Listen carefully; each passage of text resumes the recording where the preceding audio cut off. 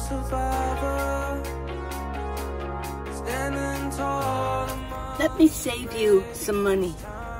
I'm going to talk about the cost of living and saving money. You know, I have been watching on social media the reels and the shorts on Instagram, YouTube, and Facebook. I don't know what they call them on Instagram, but I know they're reels on Facebook and shorts on YouTube. There is an increasing number of young professionals out of college now, and they're just railing against the system. They cannot afford a place. They can't afford anything.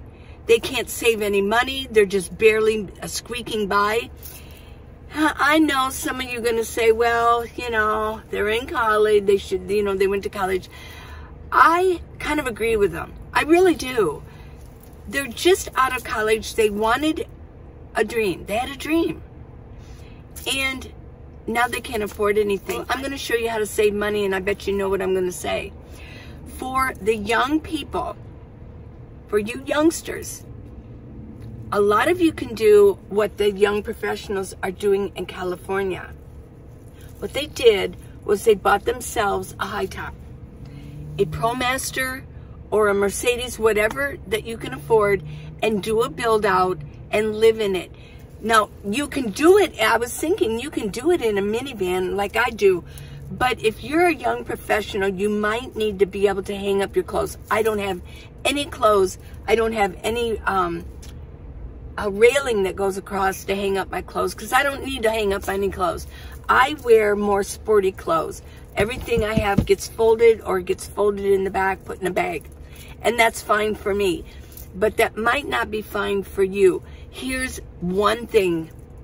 In Tucson, at Planet Fitness, they have ironing boards. There's a little trap door, and you open it's a long wooden door. You open it and bring down, and then a ironing board folds down, and there's an iron up there. You could go every morning. If you could find a gym like that, you could actually iron your clothes. But there are all kinds of people in California living that way. They're very stealthy.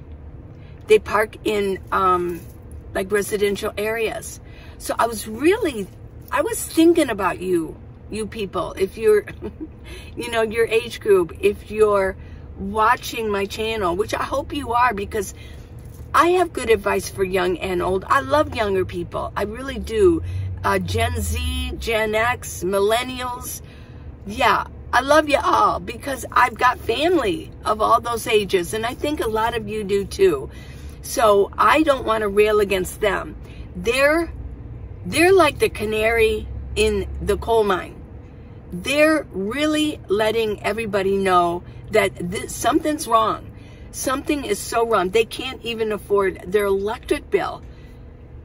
When we were younger, I know what you're thinking. I know what some of you are thinking. You're thinking, well, serves them right, or who cares what they think? I care, because I have grandchildren their age. So I think they are the canary in the coal mine right now, because also older people can't afford anything. I'm having a hard time affording. I'm in my minivan. Hello, I'm here. And one of you did ask me today, do I still plan on getting a home, getting a place? Well, I doubt it. The rents just keep going up. The rents just keep going up. There's less rentals out there. And one reason is because I read an article about this, so I kind of, I've got the gist of what's going on. A lot of people, because they can make more money, are turning their rentals, their homes, or that they own, into Airbnbs. Which means that just normal people that want to rent, the locals, they're minus a lot of rental places to rent. So, yeah, and it does displace kind of the neighborhoods too, I read. Because it's sort of like having a hotel in your neighborhood. You don't know who these people are. They don't have the same respect. And it makes it a little difficult to get a real cohesive neighborhood. So that's my suggestion. I also saw the coolest thing. I saw a short, and this fella showed his apartment, his little, it's a 5x5, or I think, wait a minute, 5x6. Well, that's almost like my storage. You know, mine's a 5x9, 5x10. Well, anyways, what they did was they took this house and they just chopped it up. And they put, like, the dwelling for each person, it's their bed and their clothes and things in there, goes in there. And they've got shelving, and he's got a bed in there. And it's the place where they sleep. But there's a common bathroom. There's a common area where they all can meet. There's a common kitchen. So, and the price was, I think, $895. Hey, you know, okay. I know it's only a 5x5, but he gets all these other facilities also that he can use. You know, people are trying to be creative with all of this. And I do kind of feel for the younger folks. They didn't ask for this. I'm going to take an intermission. I want to show you something. I promised yesterday that I would show you.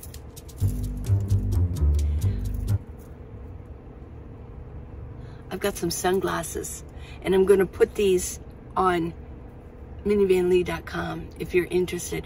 I know a lot of you were saying, please get some more sunglasses. I know summer is about over, but my a wholesale person is in Tucson, and I've been in Flagstaff, and she just got a whole new shipment in. So I'm going to put these up on minivanlee.com.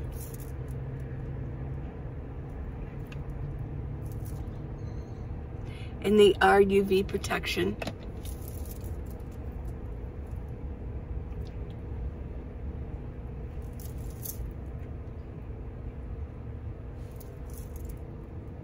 Okay, what I'm doing right now is I'm showing them to you, but I'm modeling them because I'm going to take the pictures so I can put them up on the website. Go. Hey, you're watching me do this. Might as well get it all done at once, right?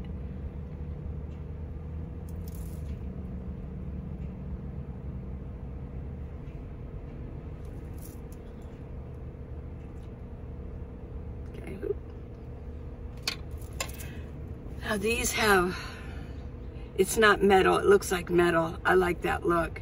I sold this one before. There we go. Okay. Okay, and then I've also sold this one. It's kind of sort of like the cat eye. I called this one Elizabeth Taylor Just For You. Yes, it just reminded me of Elizabeth Taylor. Okay. In fact, I've been looking for some of these. I love these. I get so many compliments on these, but she didn't have any more of these. So I hope you don't mind. It's kind of bright out. It's windy out there too. I have my windows open. It's warm and windy. I'm gonna wear these just for now. I just wrote some stuff down here in thinking about all of this because I saw this program and it listed it recited a poem, and it was about living quarters. So this whole thing has really got me thinking. I mean, we know that we can't afford rent. We know that so many of us can't. And the younger people are having a hard time too. That's sad when you can't afford rent. You can't even afford a dwelling place, and it's increasing homelessness. So watching this and listening to some poetry about it really has me thinking, philosophical about, we know this has happened, but why did this happen? Well, one of the verses was, there's a bond between the home and the dreams, between your home and your dreams. And, you know, I was thinking about that. That is so true. There's a bond with our dreams. And when that gets broken, there's chaos out here. And it's happened city after city where they like the immigrants came through, and then they were living in these slums, and then they tore the slums down, which displaced everybody. And then they built these big high-rises with, they're just square buildings going up, floor after floor after floor, nothing ornate about it, nothing special about it, no playground outside, no nothing, just to house people. It really breaks that bond between the home and the dream. Well, it made me think about the nomad world, the bond between our homes and our dreams. This is my home. Now, this home isn't going to last forever. Eventually, it will wear out.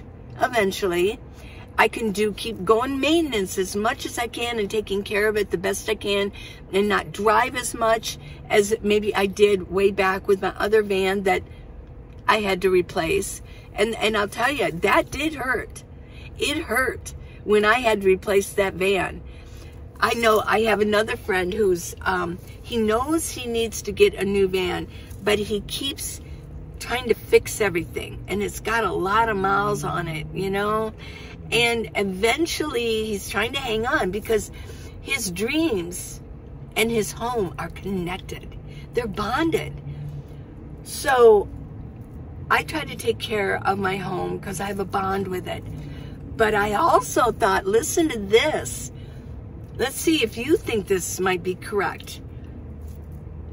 My home goes beyond. As a nomad, my home isn't just my home, my bricks and sticks.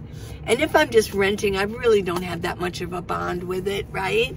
But if I buy it, I'm going to have a yard, and I'm kind of bonded with this home, my neighborhood. But as a nomad, this is my little home, my little cubicle. So my bond goes deeper. It goes longer, and the fingers stretch out further. The parks that I visit, I'm bonded with them. The city, I'm bonded with it. Of course, I'm bonded with Tucson because I've lived here for 40 years. But I'm also now bonded with Flagstaff and some of the other cities that I plan to visit and spend time in. I'm bonded with them. I've gotten to know them. I consider them my home. My home, and what do you think about that? If you're in a bricks and sticks, I mean, you're bonded with your city too. But I'm wondering, if you're a nomad, do you feel like you're bonded a little bit deeper because you're more out and about? I consider my parks almost like my yard. It's a huge yard. It's just huge.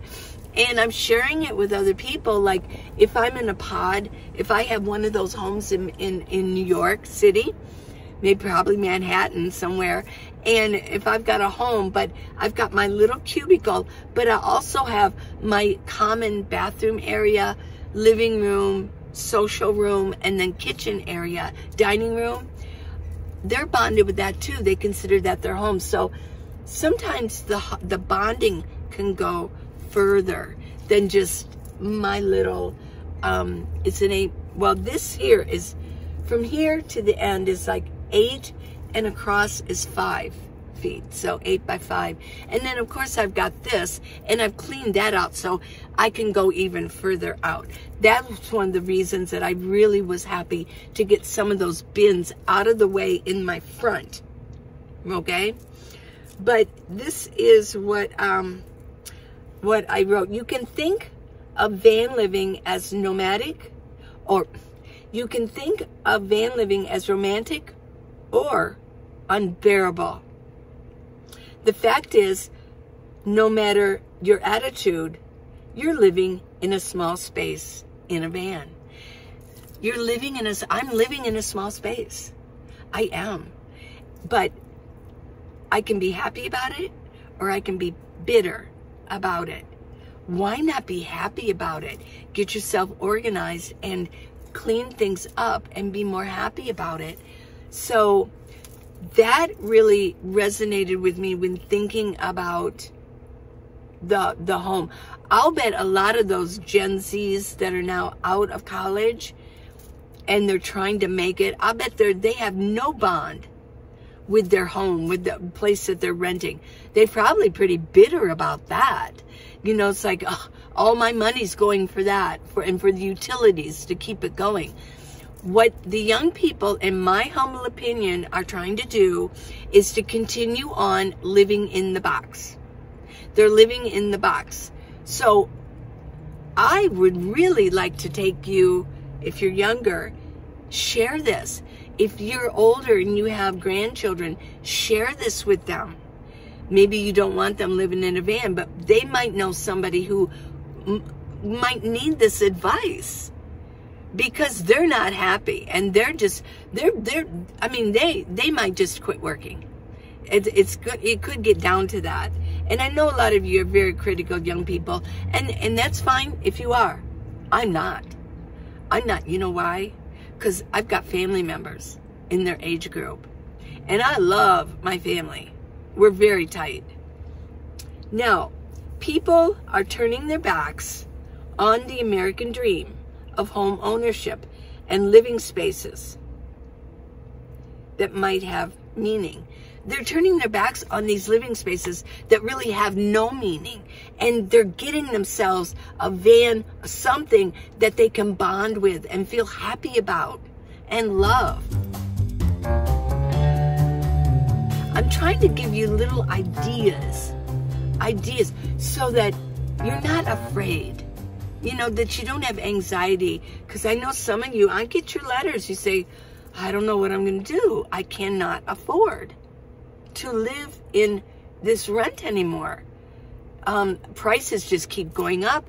I barely have enough money to buy food anymore.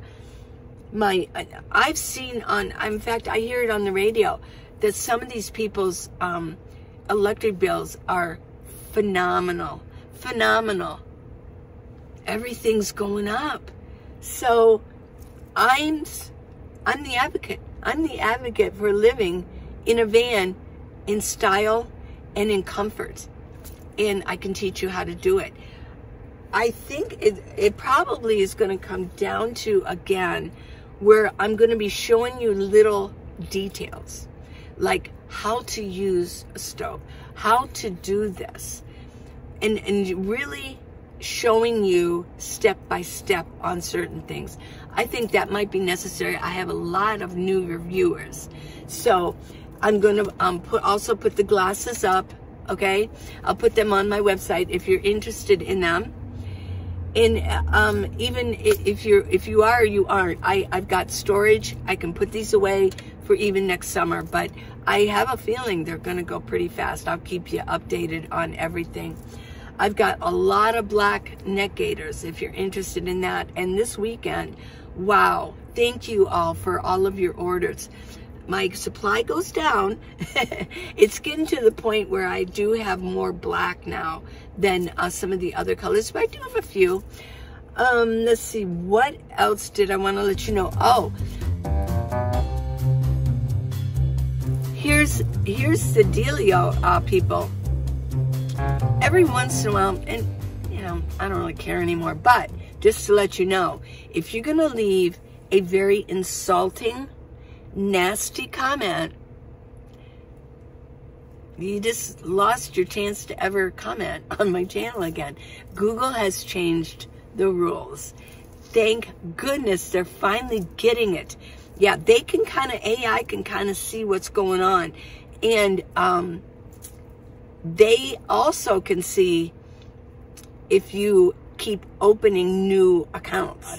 And Google has now just thus changed things. So thank you, Google. Even though they're like Big Brother, you know, yes, they're helping out, you know, stopping the trolls. So if you're going to leave, and I did get two, just nasty, no big deal. But I'm telling you, if you want to leave a really nasty, insulting comment, it's not going to make it.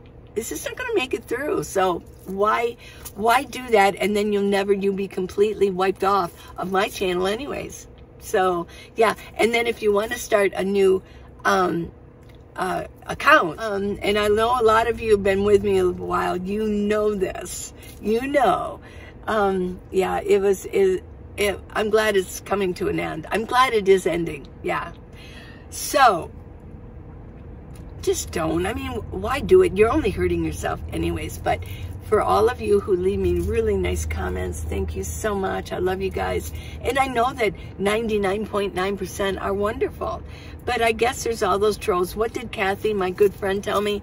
You know when you're getting bigger and more important when you start getting more trolls. Okay, everybody. Till tomorrow, I'll have new subjects. And I think I'll pick a couple things that I'll show you how to use them just in case. So please share this video with your young people and give them the advice. There's nothing wrong with living in a space like this. There's nothing wrong with it. It's actually freedom. So please subscribe, give me a thumbs up. I got the book so you could buy this for them, How to Live in a Minivan, The Minivan Leeway. It's on Amazon. And go to, of course, minivanlee.com for glasses. I know. Some of them might look the same, but they're not. They're not. Okay, everybody. Love you. These are different. I like them. Sort of like celebrity, don't you think? Bye, everybody. Mwah. Show me life, show me love. Make a change, time is up. We can wait for better days, but the days won't come. Show me life, show me love. Show me life, show me love. Make a change, time is up. We can wait for better days, but the days won't come. Show me life, show me love. This is all we got. Show me life, show me love. This is all we got. Show me love, show me love.